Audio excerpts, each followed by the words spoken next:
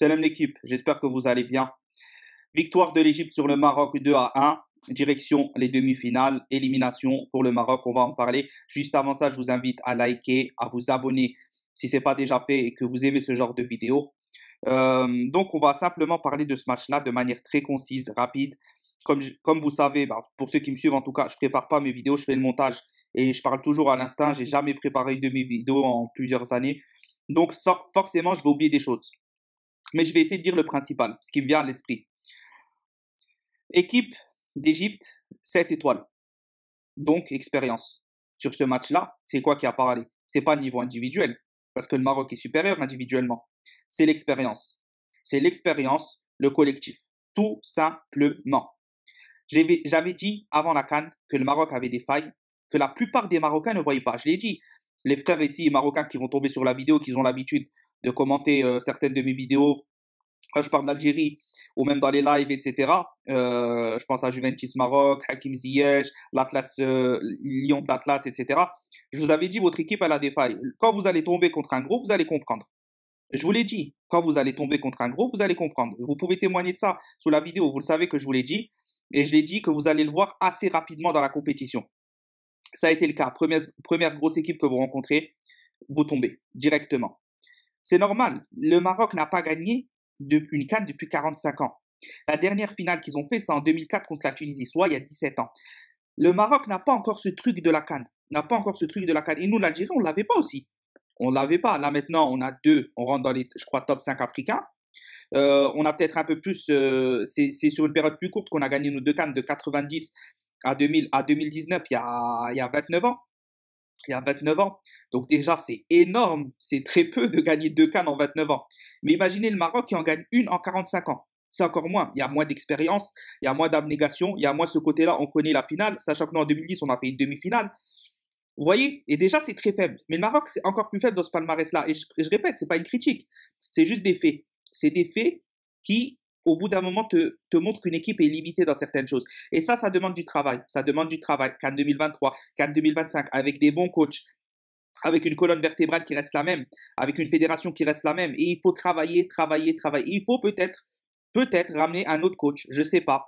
Beaucoup vont tomber sur Vaïd, composition peut-être bizarre, changement bizarre, sortie de Bouffal, etc. Mais honnêtement, ça ne joue pas sur ça. Les frères, ça ne joue pas sur ça. Si, quand vous mettiez le but de la tête, là, de l'autre, la charnière avec Saïs, là, j'ai oublié son nom. Si la tête quand le gardien égyptien se blesse, vous passez à 2-1. Ensuite, vous pouvez verrouiller. Si Rahimi qui rentre à la place de Bouffal, quand vous obtenez le coup franc à 1 mètre de la surface de réparation, même pas 1 mètre, un demi-mètre, s'il pénètre dans la surface à ce moment-là, ça fait penalty. Donc, est-ce que les choix-là auraient été gagnants? Oui. Donc, au final, ça joue à peu. Ça se joue à très, très peu. À très, très peu. Ce qui a fait la différence, c'est comment les Égyptiens vous ont étouffé. C'est comment les Égyptiens vous ont provoqué tous ensemble, s'arrêter, tomber dans la surface quand il le faut, déstabiliser l'équipe adverse, tout simplement. Ne cherchez pas à penser que c'est un niveau individuel ou je ne sais quoi. Il y a un peu de tactique de Vaïd, mais comme j'ai dit, si elle marche, vous vous taisez tous. Et il y a aussi, peut-être que les joueurs ont peur de gagner. C'est bête ce que je vais dire, mais ils ont peur de gagner. C'est-à-dire qu'ils ne savent pas le faire. Et quand ils sont arrivés dans un certain moment et qu'ils voient que ça commence à être très difficile et que la fin se rapproche et que peut-être l'équipe adverse est en train d'être au-dessus d'eux, ils commencent à paniquer. Et ça, c'est jamais bon. Mais quelqu'un qui a l'expérience ne panique pas. Vous avez vu l'Égypte paniquer une seule fois? Est-ce que vous avez vu l'Égypte paniquer une seule fois? À part Eneni, là où je sais pas quoi, le milieu de terrain, il n'y a que lui à un moment qui était très très frustré. Mais regardez, ils ont poussé l'arbitre, il l'a provoqué pour voir aussi son tempérament. Est-ce que cet arbitre-là, je le provoque, est-ce que je vais le provoquer, est-ce qu'il va sortir un jaune? Non, il sort pas de jaune. Ok, les gars, on peut y aller. Avec cet arbitre-là, on peut y aller. On se soutient tous. Toi, tu cries, moi je crie, il va plus savoir où aller, il va plus savoir quoi faire, et on va le prendre comme ça, on va les prendre comme ça à l'expérience. Le gardien égyptien était blessé. Le deuxième gardien, ils sont venus avec un petit jeune. Vous avez tenté aucune frappe de loin. Aucune frappe de loin. Mais quand tu es un gardien, que tu sais même pas, ni la première sortie de balle, il te fait n'importe quoi. Et tu frappes de loin, tente. 4-5 frappes. En plus, Vaïd en a parlé lors de sa dernière conférence. Il a dit, je leur demande à l'entraînement de frapper. Dans les matchs, je suis pas content, ils frappent pas. Donc voilà, il y a beaucoup de choses qui ne sont pas allées de la part du Maroc.